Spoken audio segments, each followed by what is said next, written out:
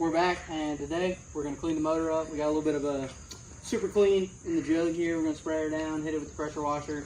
We got the holes and stuff taped up as best as we can. Should be fine, I mean, and if not, it'll be fine. So, you know, we got some water bottle cap in the holes, and I don't know, I mean, we just got every hole you can see plugged, but if it gets any water in it, it'll be fine. You know, we'll just get it out later. I mean, rust the cylinder up a little bit, nothing crazy. But yeah, so we're going to start cleaning on it here in a minute.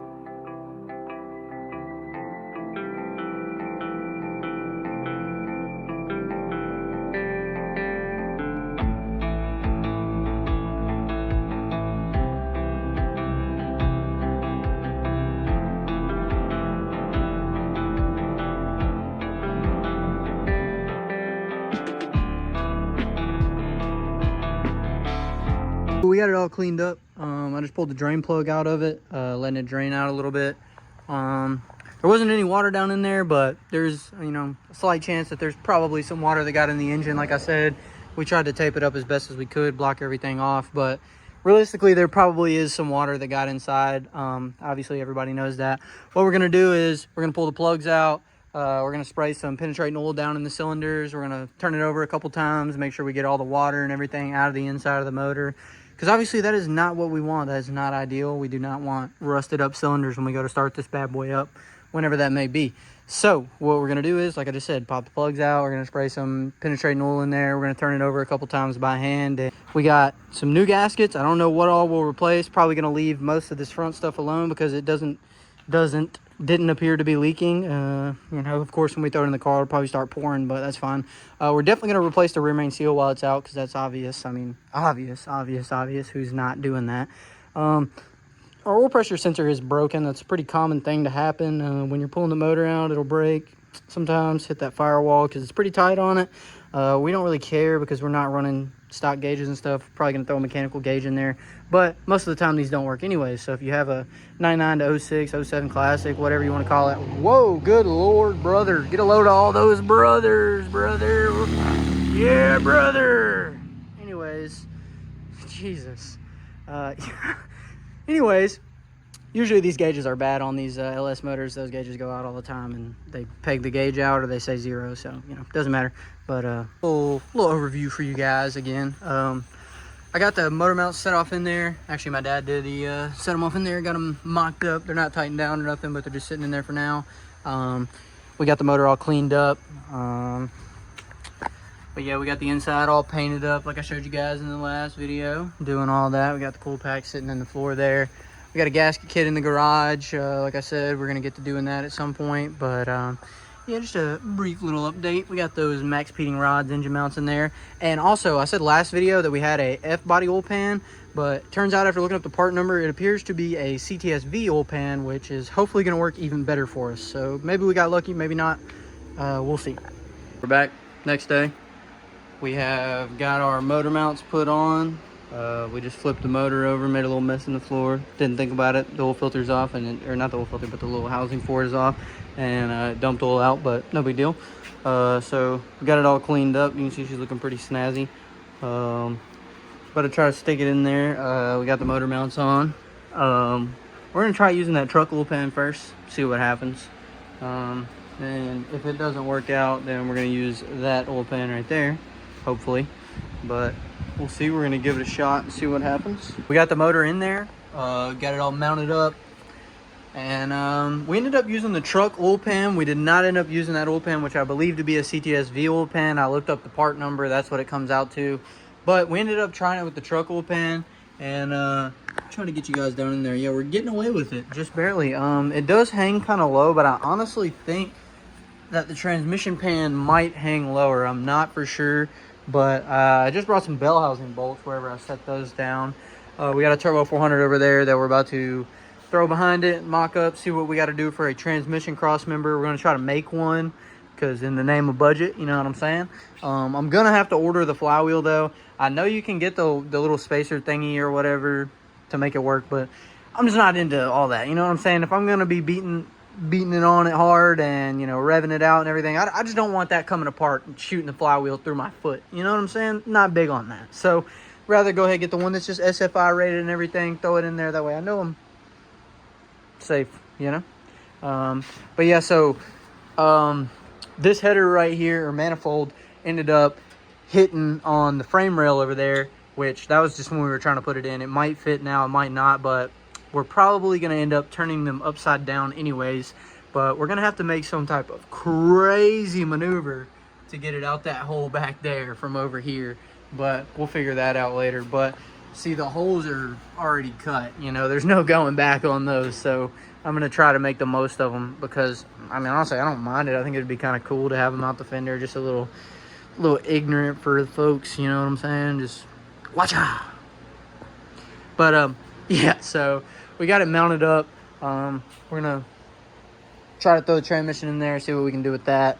Then I'll get back with you. But you see, we got these Mustang fuel lines. We were thinking we maybe use those, but no, they're kind of toast. So I think I'm just gonna run AN all the way from the tank forwards. But that is a little, you know, not in the budget deal, you know what I'm saying? Doesn't really fit your budget, but okay, I'm not saying this correctly. It would fit our budget because we don't have a set budget, but I get AN lines all the way from the back to the front is not to budget. I mean, it costs a decent amount of money to do, but we're trying to do this once and do it correct, but on a budget at the same time. So we're going to do the best we can with it. So we threw our Turbo 400 underneath there, got a couple bolts in it, got the jack underneath there holding her up right now. About to see what we got to do about a cross member and such. Cutting a little 2x4 to hang out down there for now to leave underneath it. But yeah, we got to build us a cross member.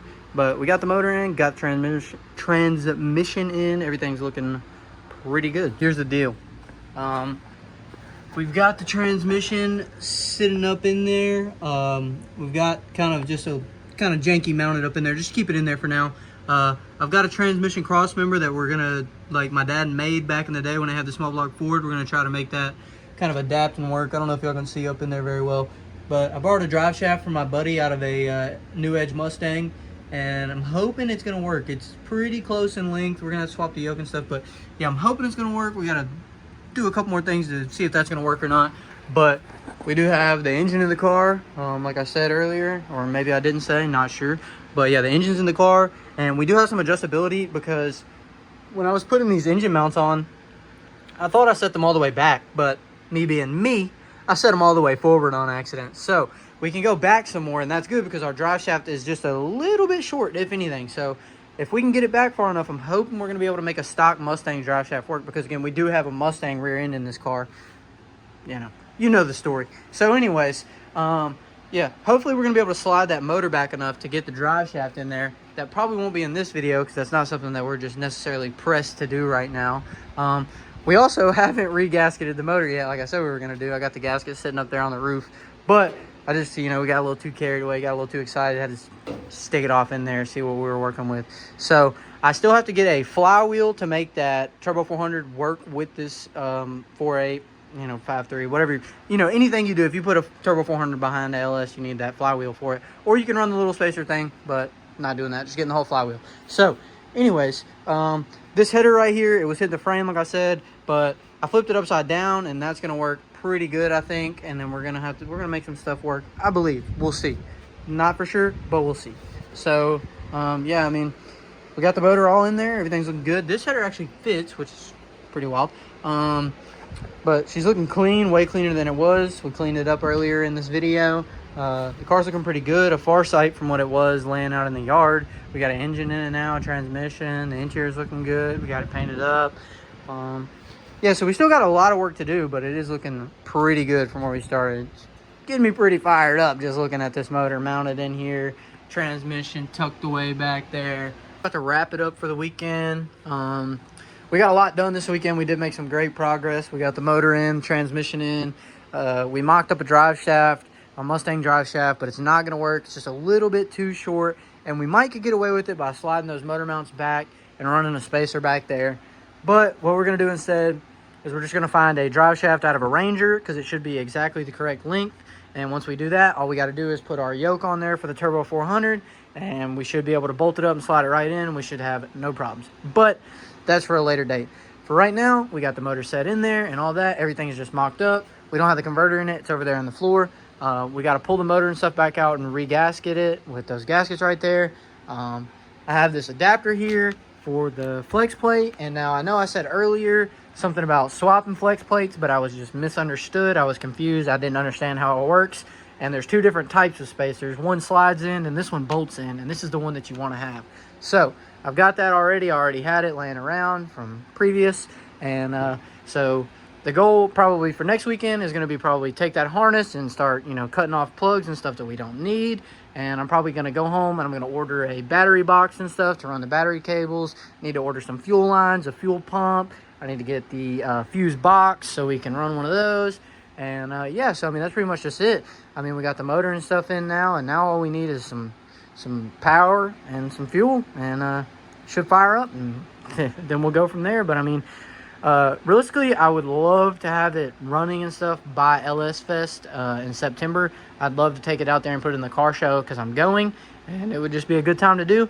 But I don't know that we're going to make it by then. I'm not going to make a promise to nobody, but I'm really shooting for it, and I'm going to try my best. So we'll see what happens.